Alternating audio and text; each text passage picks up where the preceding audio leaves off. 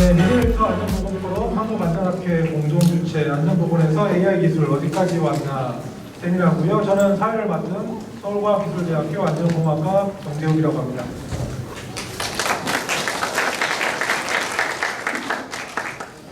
네, 세미나의 공식 식순에 들어가기 앞서 아시다시피 지난주 화성 폭발 사고로 많은 분들이 생명을 잃으셨습니다.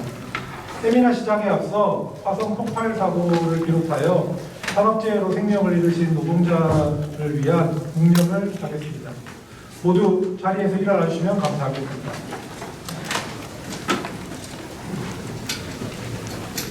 일동 묵념.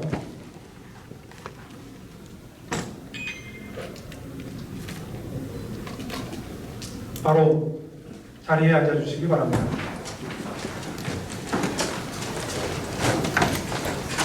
네, 공식적인 세미나 진행에 앞서 본 행사에 대해서 다시 한번 소개 말씀드리겠습니다. 네, 안전보건에서 AI 기술 어디까지 왔나라는 주제로 세미나를 진행하게 될 예정이고요. 재단법인 피플 미래일터 안전보건 포럼과 한국안전학회 공동 주최로 개최하게 되었습니다. 그리고 안전보건공단, 주식회사 캠토피아, 안전보건진흥원, 한국 RMS의 후원으로 진행하게 되었습니다. 이 주제 발표에 앞서서 먼저 이 행사를 주최해 주신 두 분의 대표님께서 개회사와 한영사를 진행해 주시겠습니다. 먼저 재단법인 피플 미래일터 안전보건 포럼 이명석 공동대표님의 개회사를 듣겠습니다. 박수 부탁드립니다. 예, 반갑습니다. 이렇게 많은 분들이 자리를 해주셔서 성원에 감사를 드립니다. 오늘 세미나는 한국안전학회와 같이 합니다. 각 단체 회장님께 감사의 말씀을 드립니다. 우리 사회의 안전에 대한 관심은 발목할 만하게 높아졌습니다. 경부고속도로 건설 과정에서 77명이 사망을 했지만 그 당시 우리 사회는 아무도 관심을 갖지 않았습니다. 지금은 한 명의 사망사고가 언론에 보도가 됩니다. 우리 사회의 안전 수준이 높아진 것은 사실은 여러 가지 측면에서 긍정적인 측면의 효과도 낳고 있습니다. 대표적인 것이 사업주의 안전을 강화하고 안전에 대한 어떤 예산, 인력의 자원의 대폭적인 확충을 이렇게 가지고 왔습니다.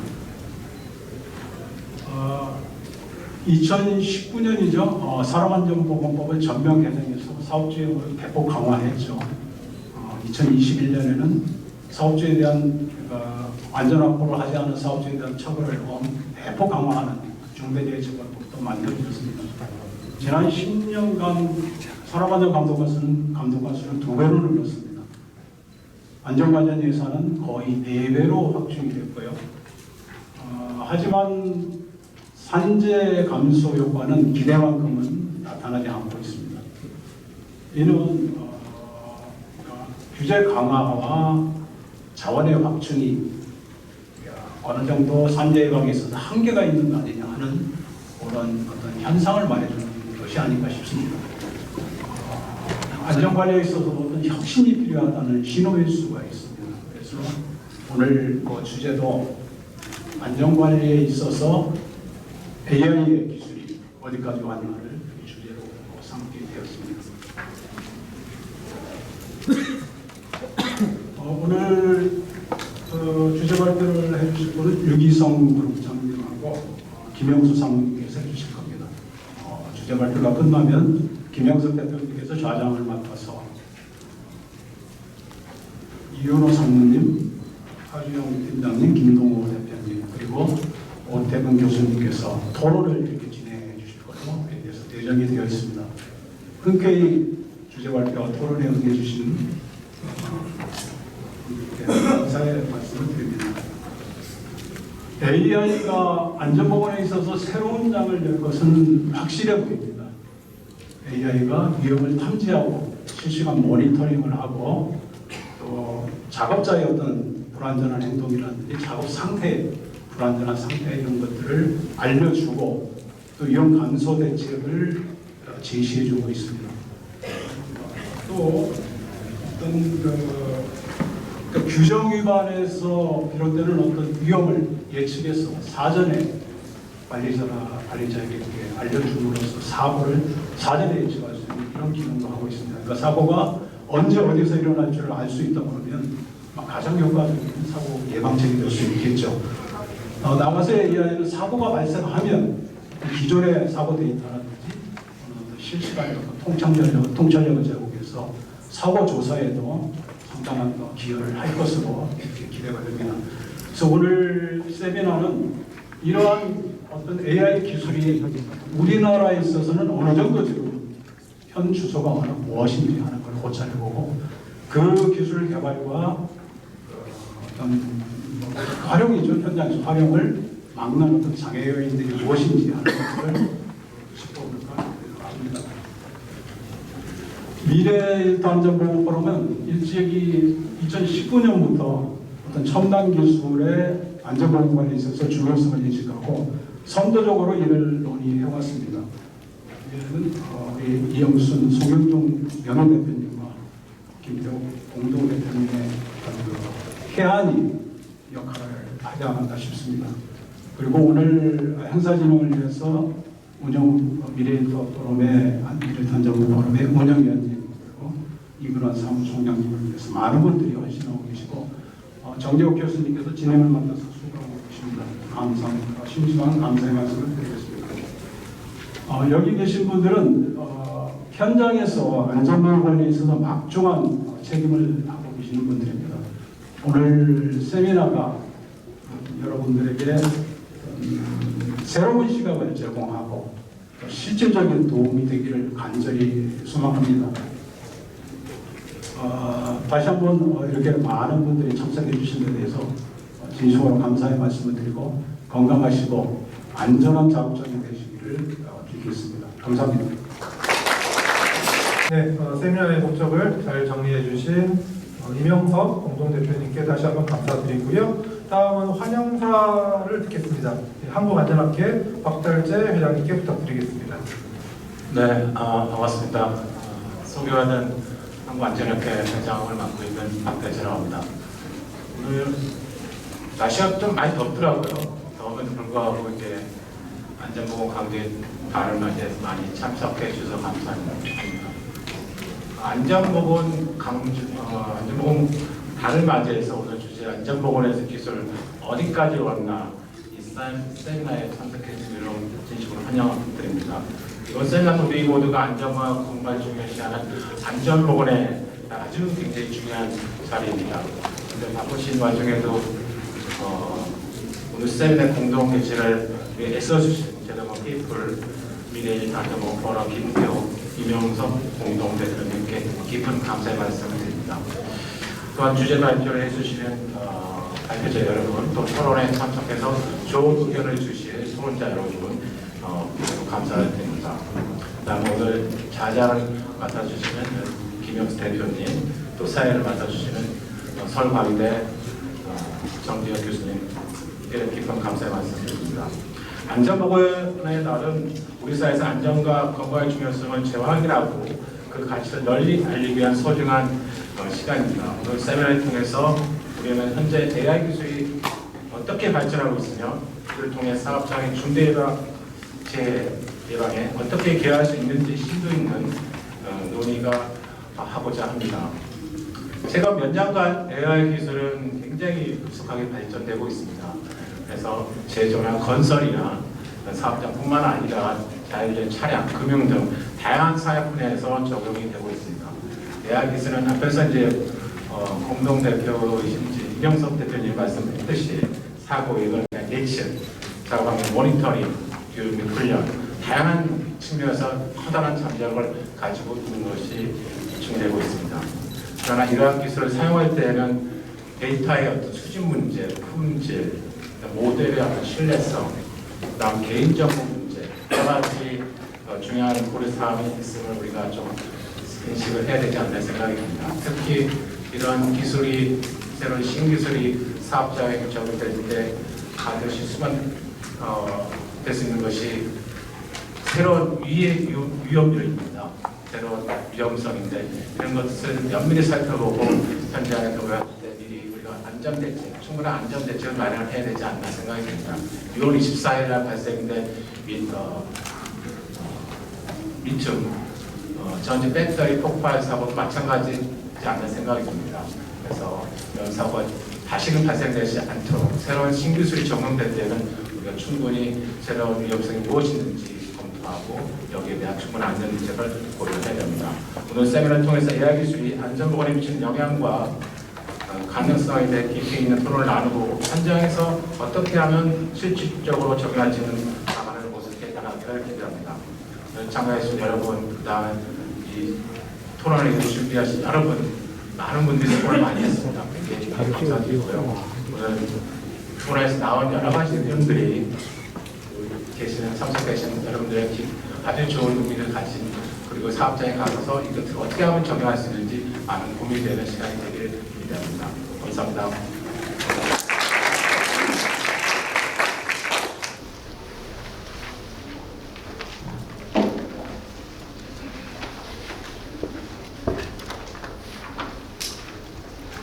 네, 안녕하십니까. 포항산업과학연구원 유기성입니다. 이렇게 많은 분들 모시고 이 안전보건을 AI가 어떻게 바라보고 있는지에 대해서 귀한 시간을 같이 나눌 수 있는 좋은 기회를 주셔서 감사드립니다.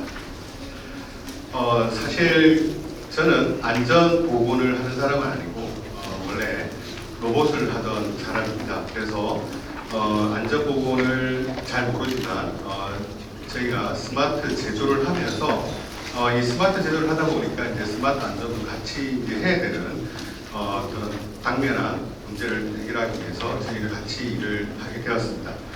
그래서 조금 더 이제 어떤 기술을 가진 사람이 안전보건이라는 도메인을 이제 바라보는 시각에서 저희 같이 소통할 수 있는 시간이었으면 좋겠습니다. 네, 그래서 오늘 제가 발표를 할 내용은 저희 포스코 그룹의 이 스마트 제조 안전보건을 어떻게 현장에 적용하고 있는지에 대해서 사례 중심으로 발표드리겠습니다. 네, 오늘 발표드릴 내용은 이 스마트 제조에서 바라보는 시각과 그래서 그게 어떻게 스마트 안전보건과 같이 연계가 필요한지에 대해서 간단하게 좀 설명을 드리고 저희가 생각하는 스마트 제조 안전보건의 추진 전략 그리고 기술 사례 중심으로 설명드리겠습니다. 네, 먼저 사실 이 스마트 제조는 인더스트리얼 4.0을 발표를 독일에서 하고 나서 전 세계의 제조업에서는 굉장히 화두가 되고 있는 아이템입니다. 그리고 사실 이 4.0부터는 이제 바뀌는 게 뭐냐면 DNA라고 해서 결국은 데이터, 네트워크, AI 기술이 발전함에 따라서 이런 기술들이 제조 현장에 어떻게 적용을 할 것인가, 그리고 스마트 제조 혁신을 어떻게 가속화하고 고도화할 것인가. 그래서 이제 이런 어떤 스마트 기술이 적용된 공장의 공급기업이 또 어떻게 같이 이제 상생을 할 것인가에 대한 고민들이 같이 깔려 있습니다. 그래서 사실 이제 국내에서도 이러한 그 스마트 기술을 적용한 스마트 공장을 만들기 위해서 2014년부터 굉장히 많은 정부 차원에서 투자도 있고 각 기업마다 무수히 많은 노력을 펴고 있습니다.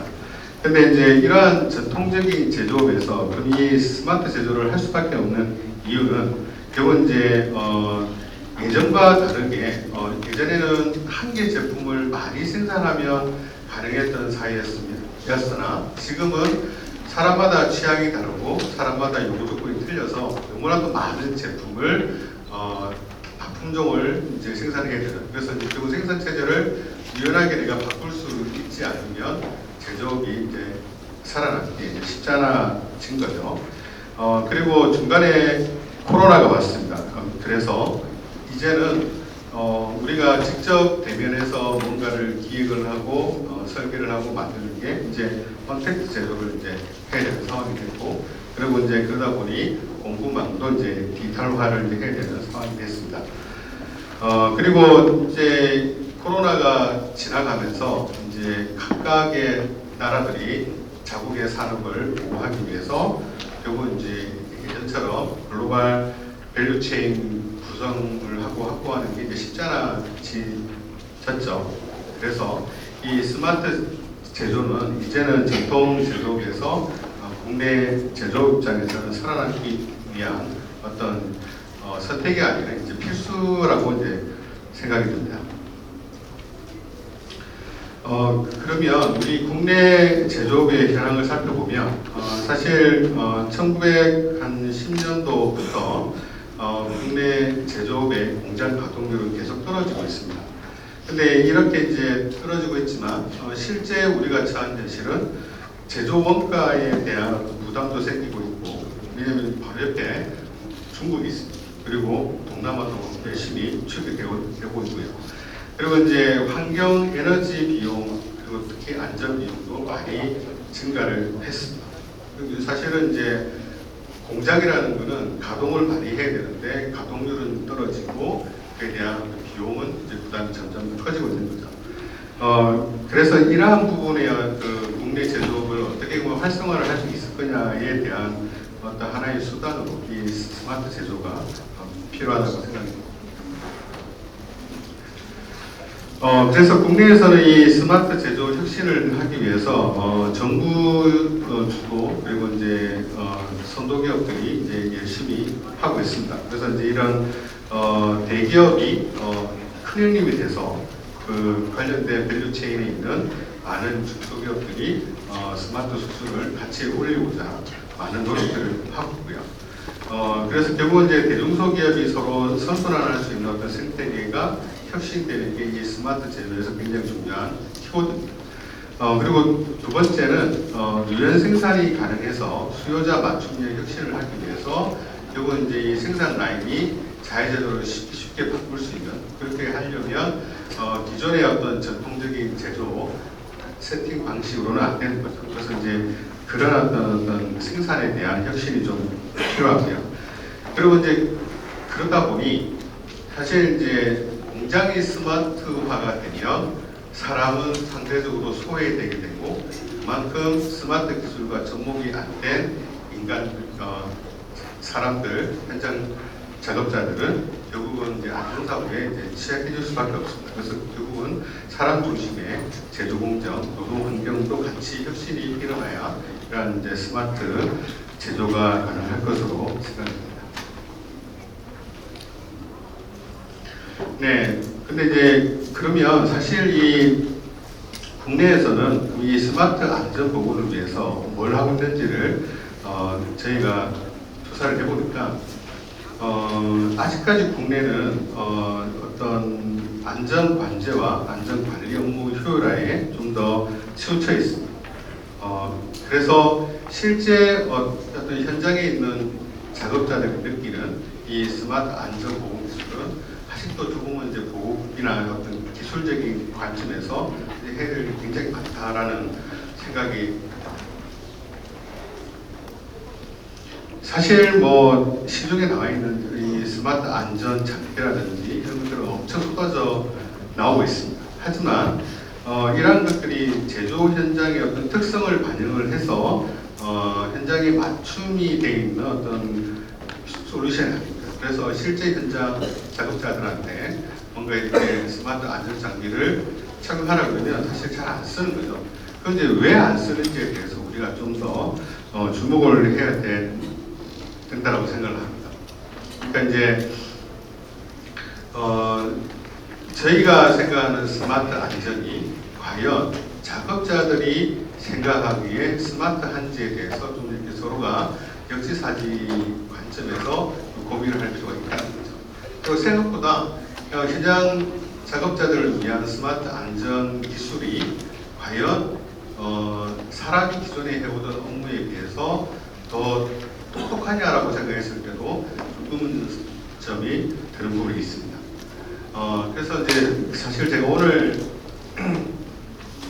주로 이제 말씀드릴 내용은 우리가 스마트 제조를 하는 사람들이 느꼈을 때 만약 인공지능을 도입을 하면 한 95% 정도의 정확률을 확보하면은 현장에 충분히 사용을 할 수 있다라고 보통 얘기를 합니다. 왜냐하면 나머지 5%는 기존 공정의 흐름대로 흘려보내고 나머지 이제 중간에서 의사결정할 때 95% 정도의 실효성을 가지면 이제 쓸 수 있다. 그리고 충분히 생산성 향상이나 수율 향상으로 사용할 수 있다라고 얘기를 합니다. 근데 그 스마트 안전 보건에서의 어떤 AI는 99%가 돼도 사실 현장에 쓸 수가 없습니다. 나머지 1%가 결국은 또 새로운 기술을 도입함으로 해서 생기는 새로운 안전사고를 유발할 수 있기 때문입니다. 그래서 사실 이 스마트 안전보건이 제가 생각했을 때는 이 스마트 제조에서 가장 마지막 우리가 달성해야 되는 기술적인 난이도가 높은 문제라고 이제 생각이 듭니다. 네, 그래서 저희 연구소에서는 사실 이제 이 스마트 제조 관련된 일들을 하고 있는데 스마트 제조를 하다 보니 자연스럽게 스마트 안전 기술도 이제 같이 하게 되었습니다.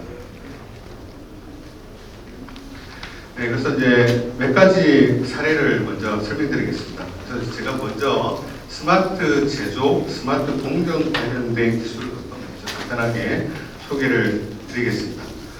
먼저 설명드린 이유는 스마트 제조에서는 이 정도 해도 굉장히 좋은 성과가 났는데 안전에서는 쉽지가 않더라는 얘기를 하고 싶습니다. 먼저 2차전지 양극재 공정을 대상으로 해서 저희가 디지털 트윈을 한 사례입니다. 사실 이제 2차전지에서 양극재라 그러면 한번 반응을 해서 생산하는 시간이 한 20여 시간 정도 걸리고 중간에 이제 사람이 개입을 하면 이제 품질을 일정하게 만드는 게 쉽지가 않습니다. 그래서 그리고 이 새로운 어떤 제품을 이제 설계를 하게 되면 제품이 이제 튜닝이 되고 나중 최종 생산까지 연계되는데 한 2, 3년 정도의 시간이 소요가 됩니다. 그래서 이런 이제 무수히 제품 개발을 하기 위해서 발생되는 시행착오를 어떻게 하면 줄일까라고 이제 고민을 해서 이거를 이제 디지털 트윈화 시켜서 모든 공정, 설계, 그리고 이제 화학 반응 관련된 물리적인 피직스 이런 것들을 하나의 이제 모델로 만들어서 우리가 원하는 제품의 사양과 입력을 하면 공정 레시피까지 이제 추출해주는 그런 기술 개발을 했습니다. 이때 만든 디지털 트윈 모델의 정합성은 93%였습니다.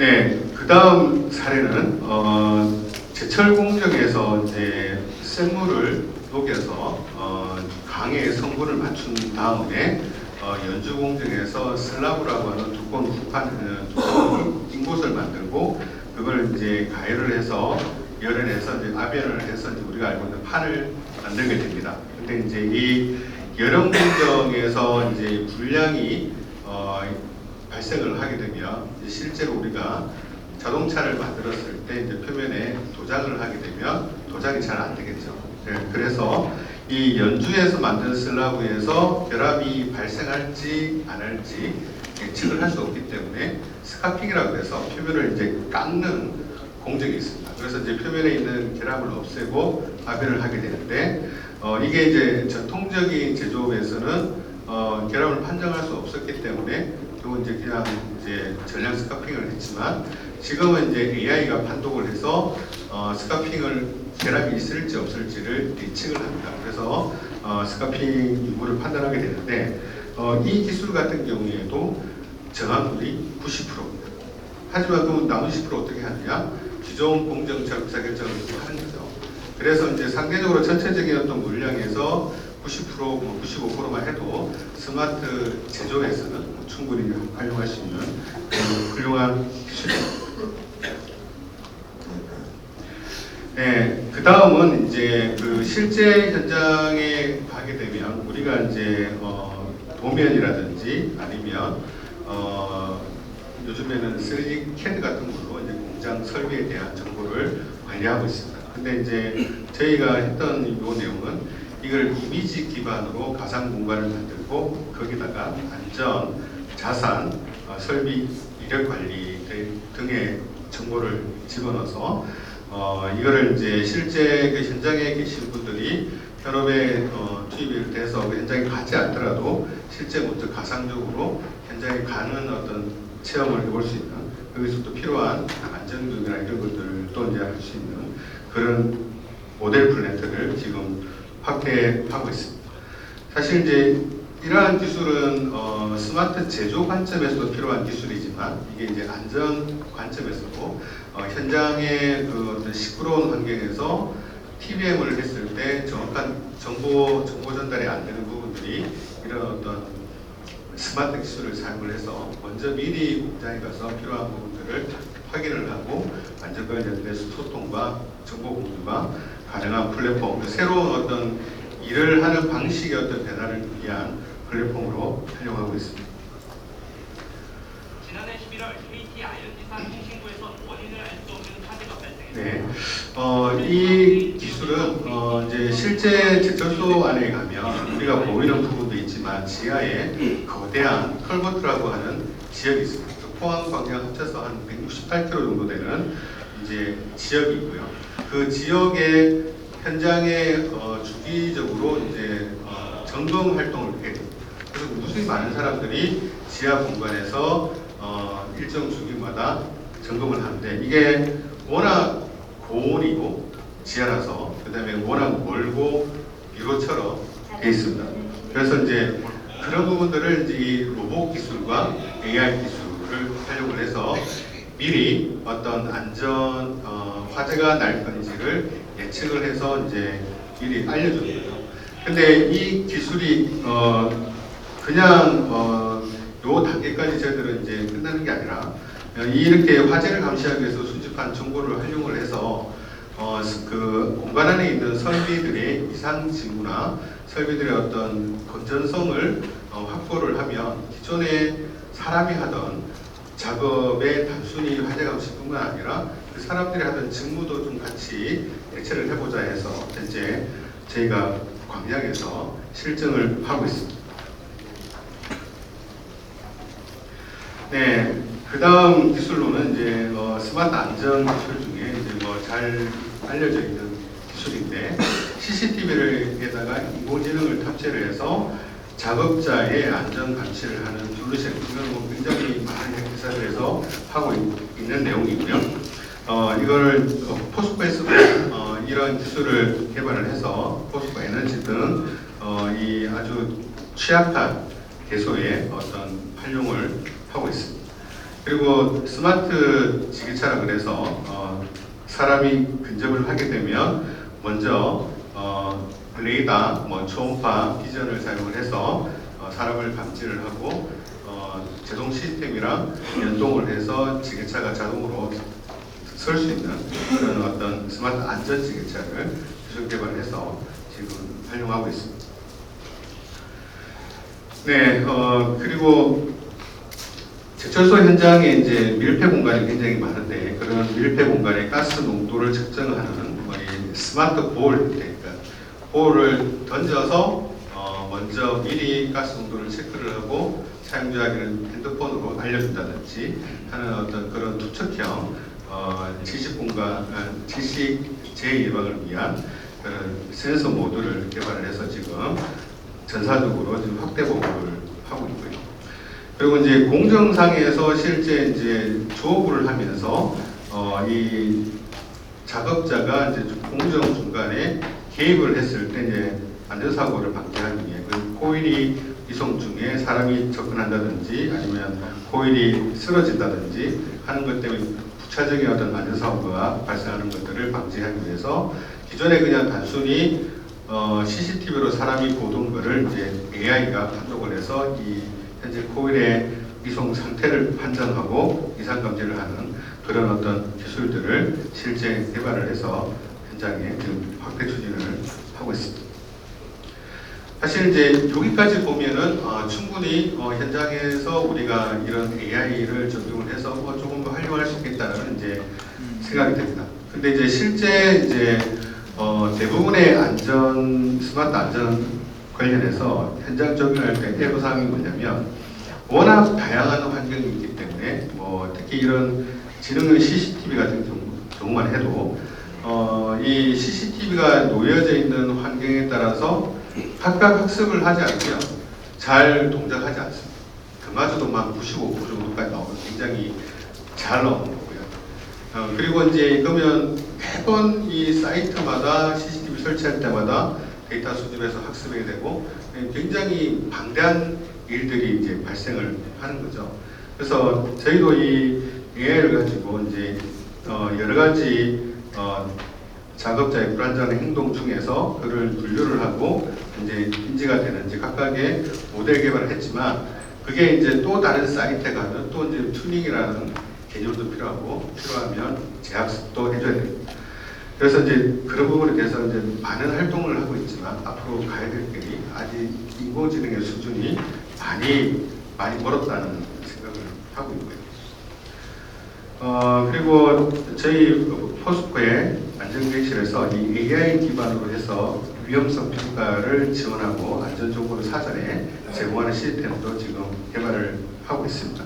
사실 이제 이런 부분들은 어찌 보면 AI 가지고 좀 더 쉽게 할 수 있는 부분이라는 생각이 들지만 사실 이게 현업에 계신 분들한테 굉장히 필요한 부분입니다. 왜냐하면 이 중첩법이 시행되고 나서 현업의 안전 관련된 업무를 하시는 분들이 현장에 한번 나가보지도 못할 정도로 이 안전 서류 업무에 굉장히 시달리고 있습니다.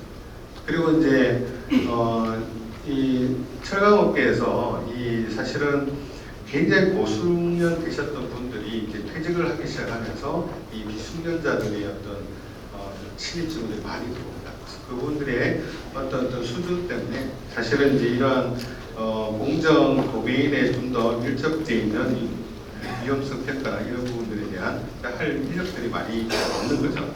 그래서 그런 부분들을 AI가 어시스턴트로 좀 이제 해보려고 하고 있고요. 그리고 이제 스마트 보건 관점에서 제철소처럼 굉장히 고소음 지역이 많은 이런 데서 어느 지역의 소음이 항상 발생을 하고 그 다음에 이 현장 작업자들이 고소음 지역에서 어떻게 작업을 소통을 잘하면서 할 수 있을지에 대한 방법을 이제 수단을 제공하기 위해서 스마트 소음맵 생성을 하고 소음 난청 예방을 위한 스마트 기반을 지금 기술 개발해서 지금 실증 중에 있습니다.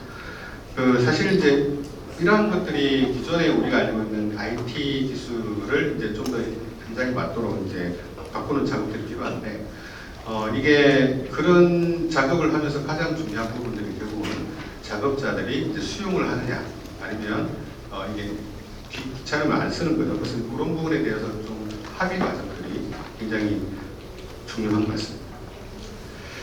네, 그래서 사실 저희 철강업은 이제 그 역사 속에서 어떤 새로운 패러다임을 맞아야 되는 어떤 대전환의 시기에 있습니다. 사실 뭐 글로벌 철강 수요는 점점 줄어들고 있고 환경 부재는 점점 더 강화되고 있고 그다음에 안전 부재는 더 강화되고 있고 근데 숙련된 분들이 계속 이제 은퇴를 하고 계신 거죠. 그래서 예전에는 생산 능력을 증대시키고 양적인 성장을 하는 시대였다면 지금은 이제 이러한 여러 가지 규제라든지 아니면 이러한 상황들을 극복하기 위한 새로운 패러다임을 전환을 해야 되기 때문에 그런 어떤 방법으로 스마트 제조가 굉장히 중요한 우리의 어떤 혁신적인 어떤 도구로서 활용될 것으로 기대하고 있습니다. 네, 그래서 이제 제조업에서 이 스마트 안전 보건 기술이 앞으로 어떻게 개발이 됐으면 하는지에 대해서 소실을 가지고 한번 정리를 해봤습니다. 기존의 그 스마트 안전 보건 기술은 너무 이 수요기업 요구 중심으로 제품이 개발되었던 것 같습니다. 근데 그러다 보니 실제 현장 작업자들이 많이 이제 외면을 하고 있는 거죠. 그래서 이제는 이 어차피 이 기존의 그 작업이 비정형화되어 있는 작업이고 로봇으로 대체가 안 되는 작업이 거의 대부분이기 때문에 결국은 사람을 뺄 수는 없어요. 그래서 인간 존엄성을 고려해서 이 사람 중심의 어떤 그런 스마트 안전보건 기술이 좀 더 많이 개발되고 접목이 돼야 된다고 이제 생각을 하고 있습니다. 그리고 두 번째는 기존에는 사람을 빼고 기계가 그 업무를 대체한다고 했는데 그거는 이제 제조 관점에서 공정 관점에서 이제 일부는 할 수 있지만 대부분의 지금 이제 제철소에서 사람이 하고 있는 작업들은 정비 작업. 그러면 이제 정비 작업은 로봇으로 100% 대체를 할 수 없거든요.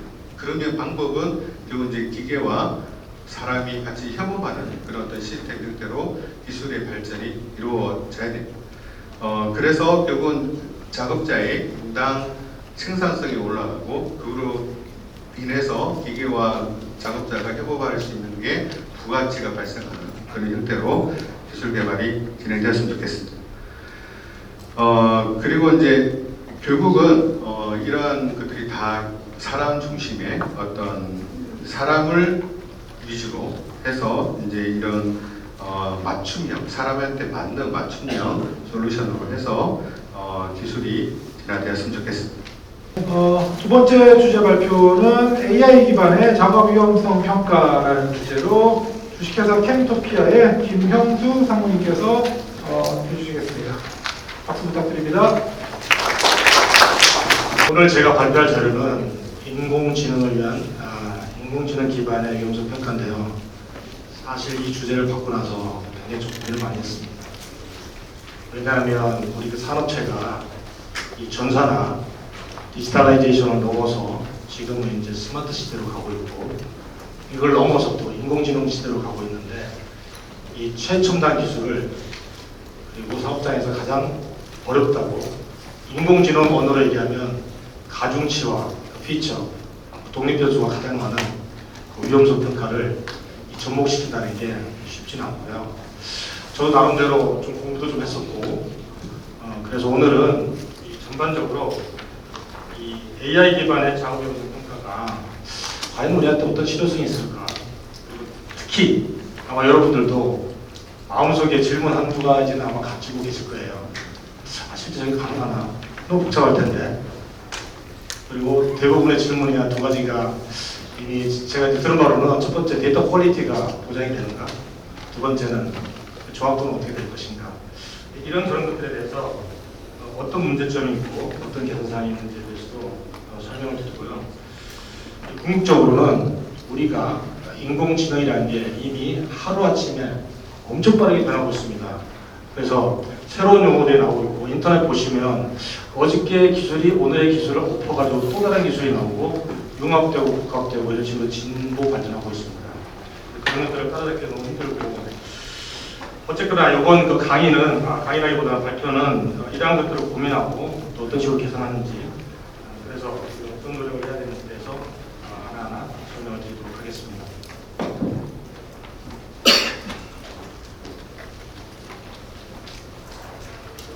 시작하기 전에 제가 다른 쪽에서 이렇게 발표를 할 때 이제 많이 쓰는 장표인데요. 우리가 AI, 인공지능도 좋고 스마트 안전도 좋고 디지털라이제이션도 다 좋습니다. 그러한 왼쪽에 있는 그러한 우리가 갖추는 안전 시스템들이 과연 맨 오른쪽에 있는 우리의 안전을 정말 보장하는가? 여기에 대한 질문부터 먼저 시작하고 발표를 시작하도록 하겠습니다. 대부분의 안전 진단을 해보면 우리 사업장에서는 굉장히 좋은 자료들을 많이 가지고 있어요. 우리가 시스템이라고 얘기하는 규정, 그 다음에 PSM 이런 항목들, 그 다음에 뭐 엔지니어링 다큐먼트, 심지어는 법규, 또 우리가 지금 오늘 얘기하고자 하는 위험성 평가에 대한 자료들이 굉장히 방대하고 굉장히 자세하고 그렇습니다. 지금 이제 사고는 나는 거죠. 사고가 나는 메커니즘에 대해서는 다음 장표에서 제가 설명을 드리겠지만 이런 것들이 실제로 우리가 알고 있는 문제점은 우리가 시스템은 잘 갖추고 있다. 아마 세계 어디에 내놔도 부럽지 않는 시스템을 갖고는 있지만 우리가 아마 실행력에 문제가 있다. 이런 것들은 다들 느끼고 계실 거예요. 왜 저렇게 안 하지? 이런 문제들. 그래서 오늘 위험성 평가, 인공지능을 기반으로 해서 하는 위험성 평가에 대해서는 이 두 가지 우리가 시스템에 어떤 식으로 이게 도움을 줄 수 있는지 인공지능이 두 번째는 인공지능이라는 것이 이 휴먼 에라 사람의 행동을 어떤 식으로 바꿀 수 있는지에 대해서 어떤 식으로 도움이 되는지에 대해서 좀 고민하고 그런 것들도 설명을 드리도록 하겠습니다. 이 사고가 일어나는 이제 메커니즘을 이렇게 보시면요, 우리가 현장에서 경험도 다르시고 안전에 대한 기준도 다르고 나이도 다르고 실무 경력도 다른 분들이 다 모이셔가지고 우리가 사람 들이고 돈 들이고 시간 들여서 만드는 시스템이라는 걸 학습하게 됩니다. 그래서 작업 위험성 평가도 하고 작업 허가도 완료하고 그런 것들을 풀박스 미팅을 통해서 쭉 이렇게 공유를 하죠. 교육도 하고. 근데 문제는 뭐냐면 이런 것들이 현장에서 잘 실행이 되지 않기 때문에 화재 폭발도 일어나고 누출도 일어나고 중대재해, 산업재해가 일어난다는 걸 여러분들이 잘 알고 계실 겁니다. 여기 특히 보면 작업 위험성 평가가 완료되고 나서 우리가 작업 허가서를 승인하게 되는데 이 과정에서도 우리가 현장에 있는 유해 위험 요인을 제대로 확인했는지, 누가 했는지, 그 사항에 대해서 검토를 했는지, 모든 것들을 확인하고 승인을 했는지, 빠진 건 없는지, 이런 것들이 잘 안 되는 부분도 있고 잘 되는 부분도 있지만 궁극적으로는 실행이 잘 안 되기 때문에 그런 문제가 상당한 걸 이렇게 말씀드릴 수가 있습니다. 현장에서 사업장에서 안전 시스템이 제대로 이제 작동하지 않을 경우에 현상들을 쭉 보시면요, 일단은 그 abnormal becomes normal. 맨날 비정상이 정상인처럼 행동하다 보니까 비정상을 대수롭지 않게 쉬운 말로 하면 안전 불감증이라는 게 나타나고요. 그 다음에 반복되는 위반 사례들도 있고, 그다음에 불안전한 행동, 그다음에 불안전한 상태가 방치되는 거죠. 알면서도 그냥 방치되는 거죠. 그 다음에 우리가 정해놓은 이것만은 지키자라고 하는 미니멈 리ኳ이먼트, 오른쪽에 있는 그런 것도 잘 안 지켜지고, 그 다음에 라인 오브 파이어, 어떤 동작하는 물체에 박여 안에 절대 들어가면 안 되는데 거기 들어가시는 분도 있고, 인터락도 사실 굉장히 중요한 건데 인터락이 세이프티 시스템의 거의 마지막이라고 할 수 있죠. 그런 것들도 자위로 해제하고 들어가시는 분들도 있고, 이런 것들이 우리 시스템이 무너지고, 그런 것들이 바로 제가 말씀드린 우리 시스템이 작동하지 않는다, 이렇게 말씀드릴 수가 있습니다. 그러면 AI는 어떤 식으로 이 부분에 대해서 기여를 할 수 있을 것인가에 대해서 고민을 해봐야 되는데요. 이 우리가 경험이나 안전 기준이나 나이, 성별이나 실무 경험이 다 다른 분들이 작업장에 오세요.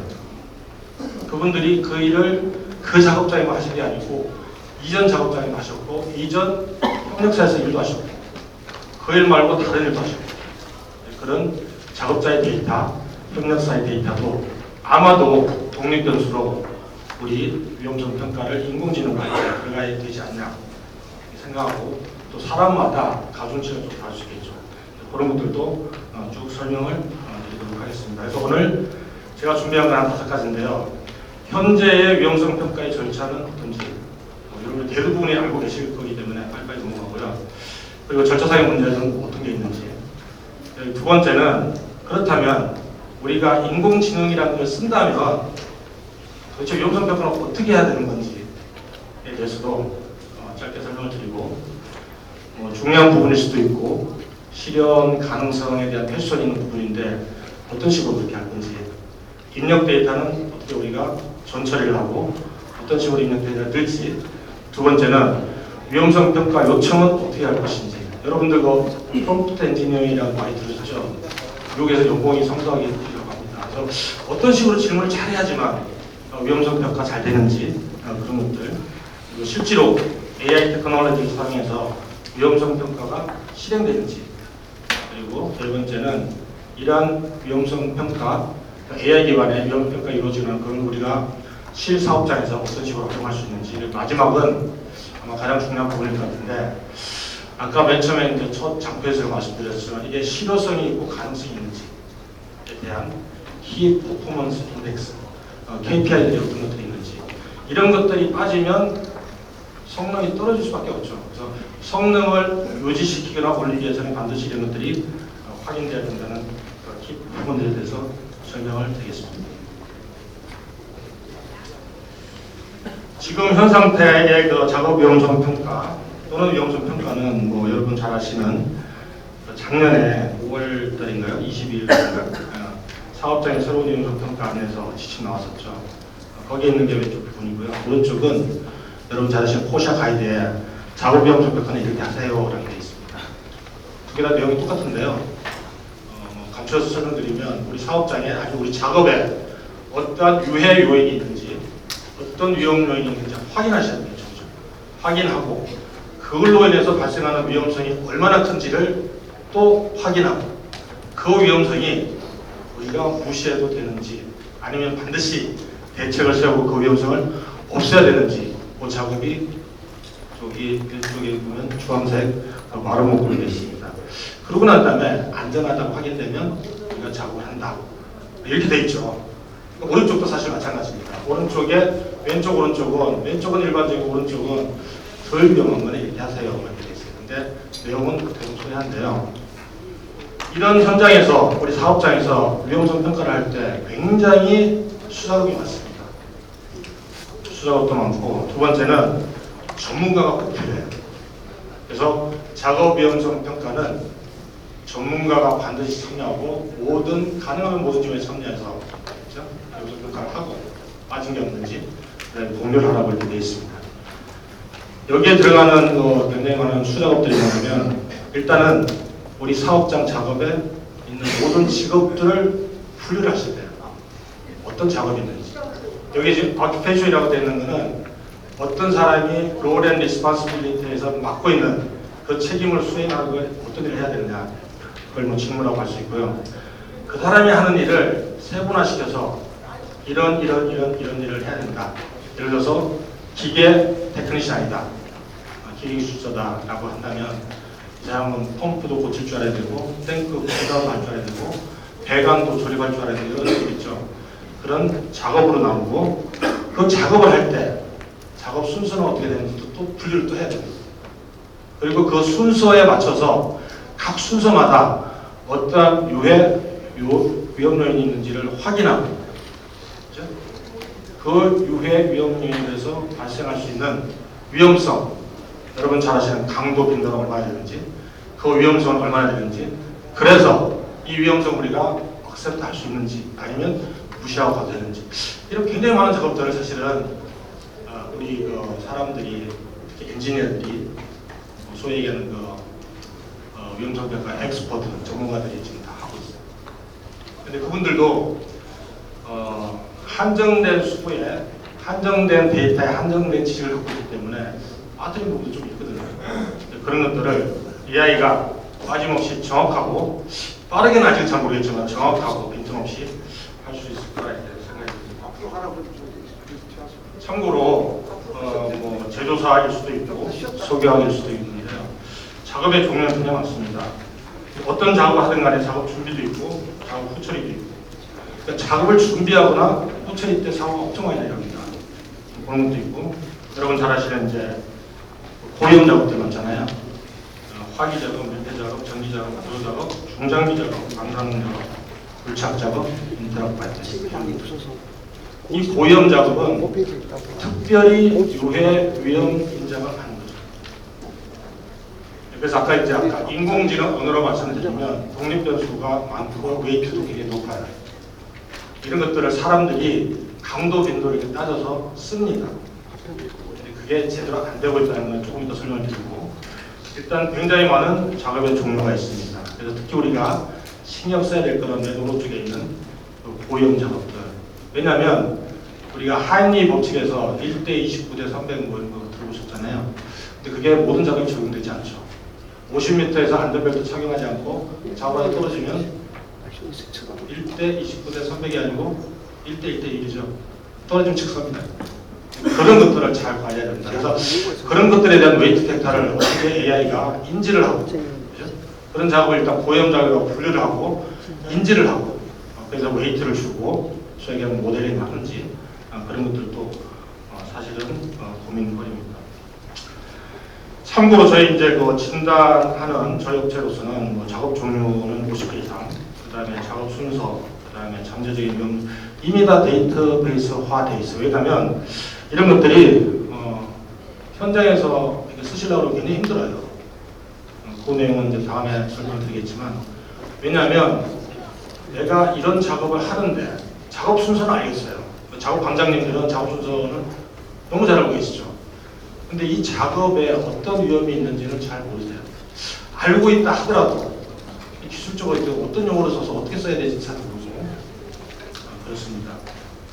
그래서 보시면 일단 우리가 이걸 매핑이라고 하는데 이 전산을 할 때 이 대부분의 이제 기업들이 옛날처럼 이제 수기를 하지 않고 전산을 해서 우리가 어떤 작업을 고르면 작업에 대한 순서가 자동적으로 나오고 그 순서에 있는 유해 위험 요인들이 나오고 거기에 대한 대책들도 자동적으로 나오게 이미 설정이 많이 돼 있고 그런 것들을 사용하고 계시고 빠진 부분은 더 넣고 그 다음에 불필요한 부분은 사업장에서 삭제하고 이런 식으로 지금 활용을 하고 계십니다. 그래서 작업이 있고 맨 처음에 큰 카테고리로 두 번째는 작업에 대한 순서가 있고 유해 위험성이 있고 유해 위험성에 대한 조치상 그래서 어떤 사업장에서는 이걸 누가 해야 되는지 담당 부서도 적어달라 해서 저번에 이제 적어서 드린 예가 있고 그 예가 있습니다. 실제로 이제 데이터베이스인데요. 보시면 카테고리가 맨 첫 번째 큰 카테고리부터 시작해가지고 똑같은 것들이 보이실 거예요. 그 밑에 하부, 그 밑에 하부 이런 식으로 자동적으로 전산화가 된 데는 이게 자동적으로 다 매칭이 되어 있습니다. 그러니까 옛날보다 훨씬 쉬워졌죠. 옛날에는 글로 써야 되는데 지금은 선택하기만 하면 자동적으로 나오는 거죠. 근데 여기도 조금 문제가 있죠. 왜냐하면 여기 정해놓지 않는 것들 구체적인 사항, 유해 위험 요인이나 작업 순서를 내가 넣겠는데 큰 카테고리 이런 것들이 빠지면 밑에가 너무 없으니까 또 수기로 작성해야 되는 이런 문제도 사실은 있긴 합니다. 그래서 결론적으로 우리가 현장에서 위험성 평가를 하기는 하죠.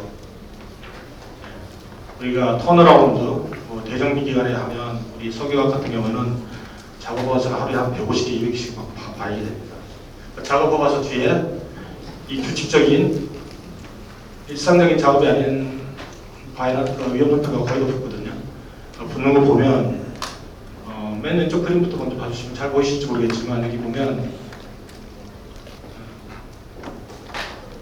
뭐 양호 이렇게 다 돼 있어요. 현장에서 작업을 관리하시는 분들은 작업 위험성 평가 우리가 했거나 작업하시는 단장님께서 준비해서 오시고 보시면 다 이거예요.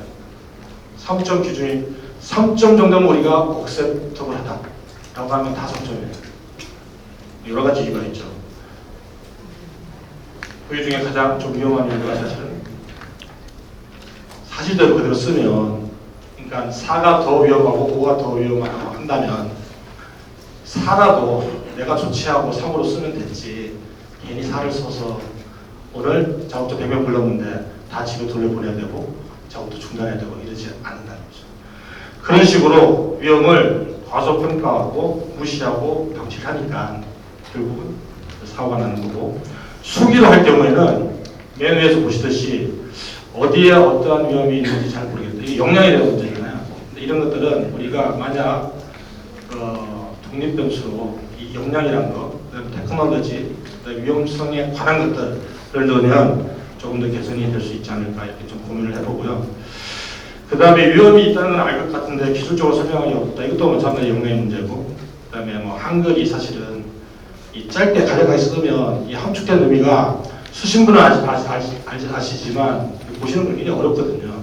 그게 또 잘못 이해될 수도 있고, 특히 뭐 부호 같은 것들, 기호, 화살표 이렇게 놓으면 쓰는 분하고 그걸 보는 분하고 완전히 이제 다르게 해석이 됩니다. 그래서 이러한 모든 것들이 우리가 현장에서 반드시 위험성 평가를 하기로 되어 있고 그 위험의 수준이 우리가 억셉터블하지 않은 정도면 반드시 대책을 세워서 그 위험을 감소시키고 작업을 해야 되는데 위험이 있음에도 불구하고 무시하고 방치해서 결국에는 이게 아까 두 번째 장면에서 말씀드렸듯이 시스템이 안 돌아가는 거죠. 이런 것들에 대해서 우리가 AI도 좀 기여를 해야 되겠다 이렇게 말씀을 드릴 수가 있겠고요. 그러면 미래에 우리가 인공지능을 사용한다면 위험성 평가는 도대체 어떻게 되는 게 맞는가? 간단합니다.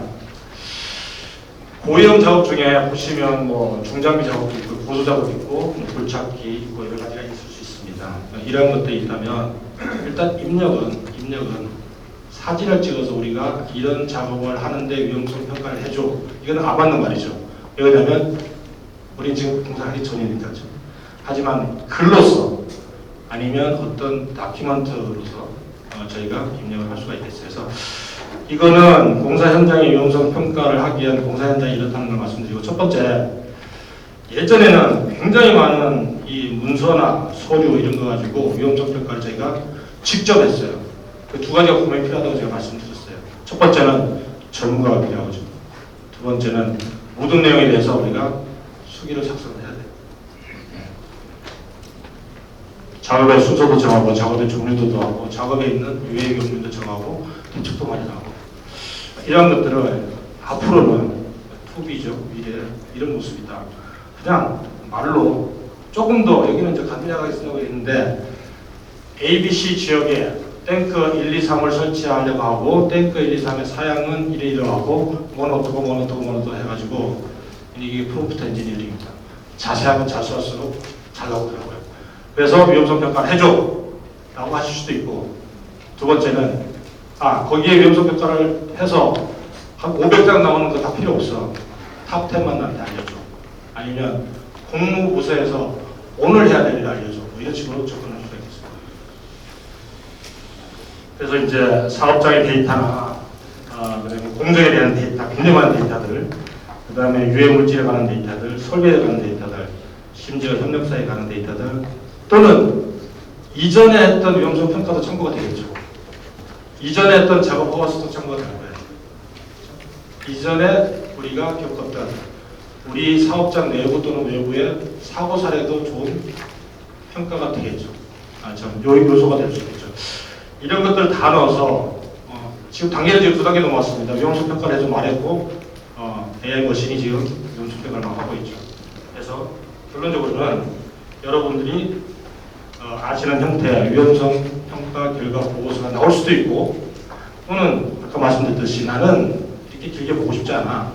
어떤 항목만 해가지고 탑 5만 나한테 알려주라고 할 수도 있고, 이런 것들은 AI가 발전함으로써 옛날에 디지털라이제이션에서는 조금 더 발전해서 AI로 충분히 이제 가능하지 않을까 이렇게 생각을 하고 있습니다.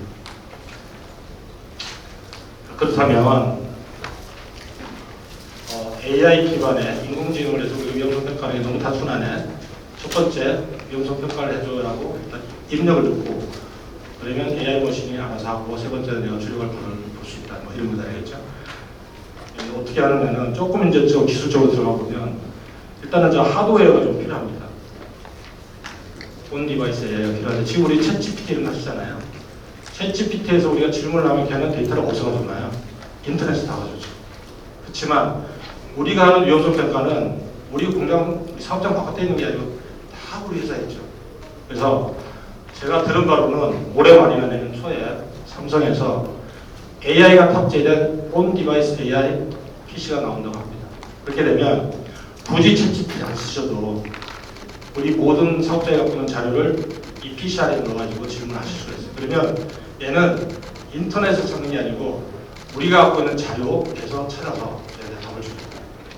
이게 하나 큰 변화죠. 그래서 온 디바이스 머신이 반드시 있어야 되겠다. 그래서 리퀘스트가 있고 데이터가 있고 아웃이 나오니까 원리는 너무 간단합니다. 그렇다면 이제 인공지능으로 다시 돌아가서, 인공지능은 간단하게 어떤 분이 그렇게 말씀하셨다 하더라고요.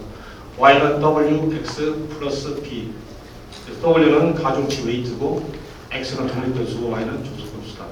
그것만 이해하면 인공지능은 다 이해한다고 하는데, 입력 데이터가 사실은 문제입니다. 여러분 아시는 이 모든 데이터들이 우리 사업장에 있죠. 이거를 우리가 온 디바이스, 우리의 PC 안에 넣게 됐잖아요. 근데 문제는 뭐냐, 이 퀄리티예요. 이 데이터가 마지막 버전인가? 이 데이터 써도 되는가? 만약에 이게 10년 전 데이터라면 결과가 잘 나올 수 있잖아요.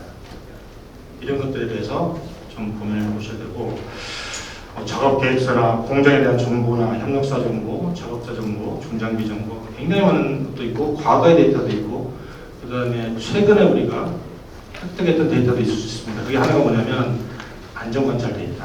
이런 것들은 우리 사업장의 작업자들이 얼마나 불안전하게 작업을 하고, 또 우리 사업장이 얼마나 불안전한 상태인가를 바로 알려주는 거잖아요. 그런 것들도 있을 수 있고 여러 가지 데이터를 또 스마트 기기하고 연동해가지고 현장에서 실시간 날로 스마트 기기를 보면서 우리가 레인지를 벗어나거나 알람이 있거나 이런 것들도 좋은 X값 독립교수라고 할 수 있습니다. 그래서 데이터들을 이제 크게 나누면 뭐 스트럭처드, 언스트럭처드 그러니까 정형화된 것도 있고 비정형화된 것도 있는데 인공지능에서는 뭐 정형화된 건 너무 쉽죠. 여러분 잘 아시는 엑셀 시트가 정형화된 거잖아요. X축, Y축이 있고 거기에 데이터를 쫙 모여 있습니다. 그래서 Y축하고 X축을 읽으면 어디에 어떤 데이터를 금방 알 수 있죠. 하지만 우리 SNS라든가 이미지라는 이런 것들 굉장히 정형화된 데이터가 많거든요. 현장의 사진들 이런 것들은 이게 어떤 패턴이 없어요. AI는 궁극적으로 패턴을 읽어가지고 자기 스스로 알고리즘을 만들어가지고 답을 주는 것인데 그런 패턴이 없는 것들은 사실은 스트럭처드, 정형화된 것보다 더 어렵다. 두 번째 이미지도 있고 다큐멘트도 있고 뭐 음성도 있을 수 있는데 다큐멘트는 모든 다큐멘트들이 PDA로 잘 OCR로 인식될 수 있게끔 준비됐으면 너무 좋겠지만 그렇지 않은 것도 있습니다. 거기에 대한 것도 저희가 조금 고민을 좀 해봐야 될 것 같아요. 그래서 일단은 입력이 들어가고 나면 우리가 지금 뭐 라지 랭귀지 모델하고 내추럴 랭귀지 프로세싱 뭐 이런 것들이 있긴 한데 사실 맨 앞에 프롬프트 엔지니어링 어떻게 질문하느냐 제가 참고로 A4 용지 한 반장 정도로 어떤 그림을 그려달라고 한 거하고 한 3줄로 그려달라고 한 거하고 완전히 질적으로 차이가 나더라고요. 물론 이제 나온 그 결과물은 AI가 그렸다는 걸 금방 알 수가 있겠지만 일단 그렇다는 거. 그리고 프롬프트 엔지니어링이 21가지 뭐 팁이 있긴 한데 그 중에 한 가지 의미가 있습니다. AI도 계속 칭찬을 하면 잘해. 너는 굉장히 잘하는 사람이고 너는 50년의 백그라운드를 가진 완전 전문가 이러면 얘가 뭘 찾냐면 50년 이상의 경력자들이 올려놓은 글을 찾는 거예요. 칭찬하시면 그것도 일종의 약간의 팁이지만 이제 프롬프트 엔지니어링이라고 하죠. 이거 말고도 이제 그 검색, 증강, 생성이라고 GRA라는 게 있습니다. 그런 것들을 활용하시면 우리가 검색할 때 어떤 이 카테고리 안에서 검색한 게 아니고 또 다른 요소를 집어넣어가지고 검색을 더 잘할 수 있도록 그렇게 하는 기능도 있는데 그런 전문적인 부분은 나중에 또 기회가 되면 제가 설명을 드리고요. 그래서 마지막으로 두 번째는 이런 이제 데이터 저에게는 그 독립 변수들이 들어가고 웨이트가 들어가면 웨이트가 들어간다는 말은 아직 안 합니다. 죄송합니다. 들어가면 AI 테크놀로지가 여러 가지 작업을 하는데 대표적인 작업이 보면 또 분류 작업들 그런 걸 할 수 있고요. 그 다음에 그룹화도 할 수 있고 그 다음에 이상치 감지 노멀리티 뽑아내는 그런 것도 있고 그 다음에 회귀 분석 그 다음에 예상도 하는데 지금 디지털라이제이션하고 스마트하고 인공지능하고 그 경계도 약간 다르지만 제가 이제 AI 쪽 보면서 조금 헷갈리는 게 뭐냐면 이 통계 분석하고 AI 쪽하고 조금 또 경계점이 또 있다고 보니까요. 통계 분석에 많은 부분이 AI의 초기 단계, 인공지능, ANN이라는 거, Artificial Neural Network, 거기에서 많이 활용이 되고 있고 점점 더 가면 갈수록 뭐랄까요? 자기 혼자 스스로 답을 찾아내는 그런 과정. 그래서 마지막으로는 딥러닝까지 간다 이렇게 말씀드릴 수가 있고 그래서 우리가 위험성 평가만 봤을 때는 우리가 갖고 있는 X값이 이 종이일 수 있잖아요. 그죠? 종이를 읽는 OCR 기능도 필요하고 통계 분석도 필요하고 그 다음에 SQL 조회도 필요하고 이런 것들이 머신러닝도 필요합니다. 사실 머신러닝은 이제 우리가 흔히 얘기하는 그 지도학습이에요. 얘가 답을 뽑아내면 이 답이 맞았다 틀렸다를 우리가 가르쳐줘야 돼요. 안 가르쳐주면 얘는 그냥 자기 멋대로 막 가거든요. 그래서 그런 지도학습도 필요하고 그래서 조금 더 발전하면 알파고처럼 딥러닝을 해가지고 자기 스스로 알고리즘을 돌려가지고 최적의 값을 찾아내고 틀렸으면 더 좋은 걸 찾아내고 이런 식으로 발전을 할 수가 있고 전반적으로 위험성 평가에 대해서는 뭐 간단하게 사고 자동화처럼 이런 것들도 적용할 수 있습니다. 그러면 실제로 이제 결과물이 이렇게 나올 텐데요.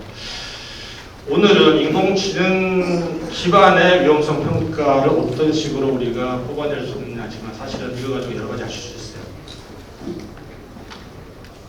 우리가 갖고 있는 모든 데이터를 가지고 우리 안전보건관리 체계를 만들어줘 할 수 있잖아요. 그렇잖아요.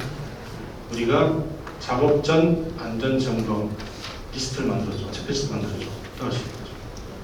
MOC 경영관리도 할 수 있고 사업을 좀 할 수 있고 우리 PSM을 또 한국 플러스 아마도 안전문화도 하지 않을까 생각이 들고 이런 것들을 제가 왜 말씀드리냐면 우리가 단순히 인공지능을 활용해서 위험성 평가라는 어떤 다큐멘트를 만드는 것은 어떤 형태든 다 가능하다라는 걸 말씀드리고 또한 중간에 X값과 웨이트를 바꿔가지고 또는 B값을 바꿔서 여러분들 시뮬레이션도 하실 수 있지 않을까 생각합니다.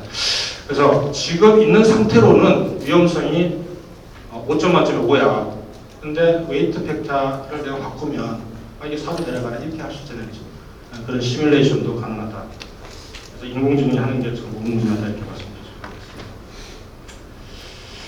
그래서 전반적으로 우리가 그 위험성 평가는 아까 그 산업안전보건공단에서 나온 지침, 노동부 지침하고 그 다음에 코샤 가이드를 보면 대체를 있습니다.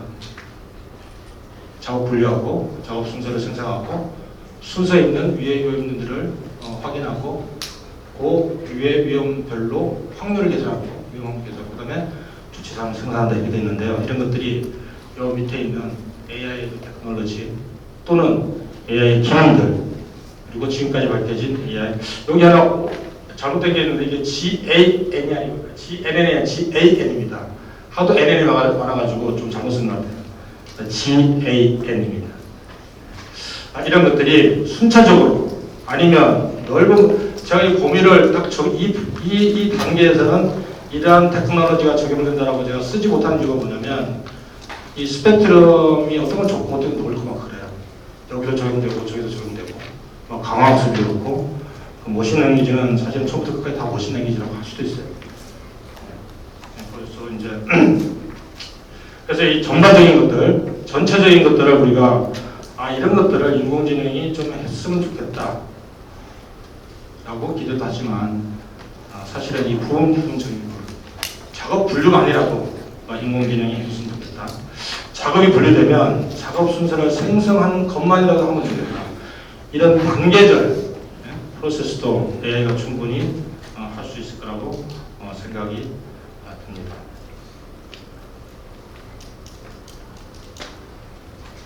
그래서 저희가 AI의 위험성 평가가 일단 가능하다고 하면 우리 과거의 데이터, 사고 사례들이죠. 그 다음에 우리가 지금 현재 우리가 안전을 얼마나 잘하고 있는지 안전 관찰에 대한 분석 데이터 그런 것들을 가지고 우리 미래에 우리가 작업을 미래 하는 거잖아요. 그래서 과거와 현재 데이터를 가지고 미래 작업을 우리가 더 안전하게 계획할 수 있다라고 말씀을 드릴 수가 있고 특히 이 사고 사례는 우리가 이제 빈도 강도 해보신 분들 많으시겠지만 어디 책에서 온 거이거든요. 사실 그 확률이 진짜 맞는지 안 맞는지 잘 몰라요. 확인이 안 돼요. 하지만 우리가 과거에 이런 사고가 있었고 이 사고의 근본적인 원인으로 인해서 사람이 얼마나 다치거나 죽었고 재산 손실이 있었고 그 다음에 이런 비슷한 유형의 사고는 얼마만에 한 번씩 일어났었다. 그런 실질적인 데이터가 있다면 아마 더 우리가 위험성 평가를 더 정확하게 할 수 있지 않을까. 그래서 AI 기반의 위험성 평가 마치게 되면 이걸 가지고 이제 TBM에 활용할 수 있습니다. 그래서 TBM에 활용을 하고 이게 지금 이게 뱅글뱅글 돌게 돼 있잖아요. 그래서 TBM으로 활용을 하고 교육하고 공유하고 그리고 그러한 것들이 현장에서 잘 지켜지는지 시스템만 갖춘다고 되는 게 아니고 제가 첫 장에 말씀드렸던 실행력이 있어야 되는 거죠. 그 실행력이 잘 지켜지는지 또 안전관찰 분석하고 하다가 사고가 나면 데이터 업데이트하고 이런 식으로 빙빙 돌아가면서 우리가 조금 더 스마트한 안전관리를 할 수 있다고 설명을 드릴 수가 있겠고요. 마지막은 그렇다면 이제 첫 번째 장으로 돌아가서 이 실효성이나 이 가능성에 대해서 제가 말씀드렸는데 그럼 좀 너무 꿈 같은 얘기 아니냐 어떻게 이게 가능할 수가 있겠느냐 저거 믿고 우리가 공사나 작업을 하다가 사고 나면 어떡하지 이런 걱정은 누구나 다 하세요. 그래서 이제 중요한 게 한 3가지가 있고요.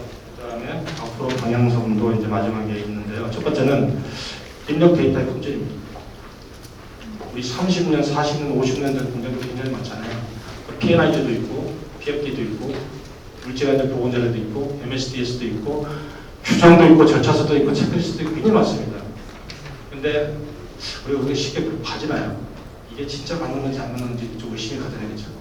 근데 그런 것들이 잘못된 데이터가 들어가면 잘못된 결과가 나올 수 있고, 그 잘못된 결과는 작업 위험성 평가를 잘못해서 사고가 오히려 날 수 있다.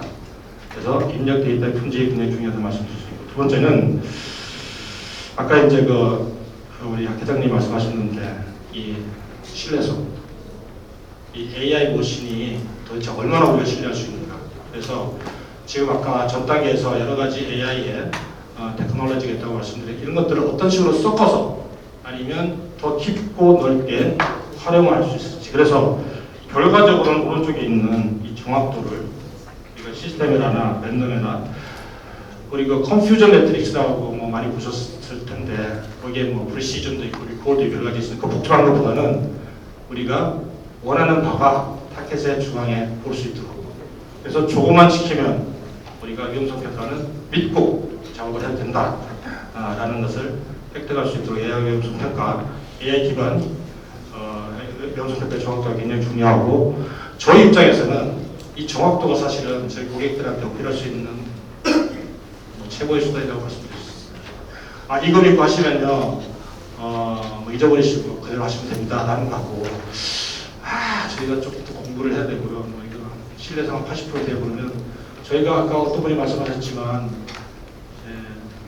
우리 공장에 사고 확률이 0.1%라도 있으면 그걸로 어마어마한 사고가 일어났죠. 그런 것도 절대 있으면 안 되니까. 그래서 정확도를 높이는 것도 굉장히 중요하다. 근데 첫 번째하고 두 번째, 세 번째가 이게 서로 잘 얽히고 설켜가지고 어떤 좋은 퍼포먼스를 해야 되는데, 이게 지금으로서는 여전히 진행 중이다라고 말씀을 드릴 수가 있고, 그래서 당분간은 우리가 스트럭처든 정형화된 데이터 위주로, 두 번째는 슈퍼바이즈드 지도학습을 해가면서 AI가 앞으로 잘할 수 있도록 도와주는 과정이 굉장히 필요하다고 말씀드릴 수 있고, 그 과정에서 아마도 공장에서는 공장 자동화, 스마트 안전 이런 것들이 동시에 같이 일어날 수 있다는 것을 말씀드리겠습니다. 어쨌거나 오늘 제가 말씀드린 부분은 굉장히 많은 부분이 일단 진행형이고, 그렇지만 지금 시점에서 인공지능이 급속하게 발달하고 있기 때문에 우리 산업사회에서도 이걸 적용하는 데서 한 번쯤은 돌아봐야 되고, 그 다음에 어떤 식으로 우리가 재단을 해야 될지, 어떤 식으로 적용해야 될지는 조금 생각해보는 점에서는 오늘 좀 유익한 시간이 될 것 같습니다. 그러면 발표는 마치겠습니다.